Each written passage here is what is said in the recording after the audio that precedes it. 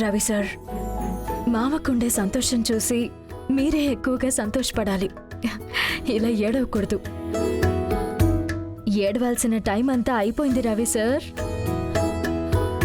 నాకెందుకో మావేని చూస్తున్నప్పుడు ఏదో ఒక చిన్న పిల్లాన్ని చూసినట్టు అనిపించింది. ఒక్కో విషయం గురించి ఎంత ఎగ్జైట్ అవుతున్నారు. అది మీతో ఉన్నప్పుడు ఆయన సంతోషానికి లెక్కలేదు తెలుసా. అది మీరు ఆ ఫోన్ ఇచ్చినప్పుడైతే అది చేతిలో పెట్టుకుని ఎంత సంతోషంగా ఉన్నారో కదా, చూశారు కదా. అవును బంగారి, ఆయన చిన్న చిన్న ఆశ్చర్యాలన్నీ నాకు చాలా పెద్ద విషయం అనిపిస్తుంది. ఇన్ని రోజులుగా నేను ఆయనకి మంచి కొడుకుని కాలేకపోతానేమో అని చాలా బాధపడ్డాను బంగారి. రవి సార్, అలాంటిదేం లేదు. మీరు ఒక బెస్ట్ సన్ అని నిరూపించుకున్నారు. అది మావయ్యకి కూడా తెలుసు. ఇంట్లో ఉన్న అందరికీ తెలుసు. మీ ప్రాబ్లం ఏంటో తెలుసా? మీ మనసులో చాలా ప్రేమని పెంచేసుకున్నారు.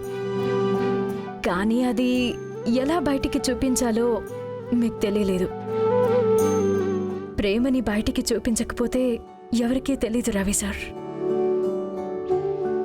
మీరు ఇక మీదైనా కొంచెం ఓపెన్గా ఉండండి. మనసులో ఉన్న ప్రేమని అమ్మ, చెల్లి, జాన్సమ్మ అని ఈ ఇంట్లో ఉన్న అందరికీ చూపించండి.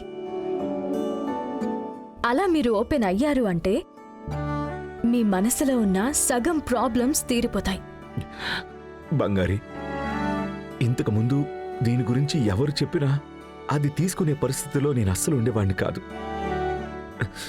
ఇప్పుడు నా కళ్ళ ముందు చూస్తూ ఉంటే నువ్వు ఎలా ఉన్నావని చాలా విషయాలు చూసి చూసి నన్ను నేనే మార్చుకోవాలనుకుంటూ వచ్చాను. నాతో ఉన్నవాళ్ళందరూ నాలాగే ఉంటారు. కానీ నీలాంటి బాధ్యత తెలిసిన అమ్మాయిని నేనిప్పుడే చూస్తున్నాను బంగారి. నువ్వు కరెక్ట్గా ఉండడం వల్ల నన్ను నేను కరెక్ట్ చేసుకుంటున్నాను.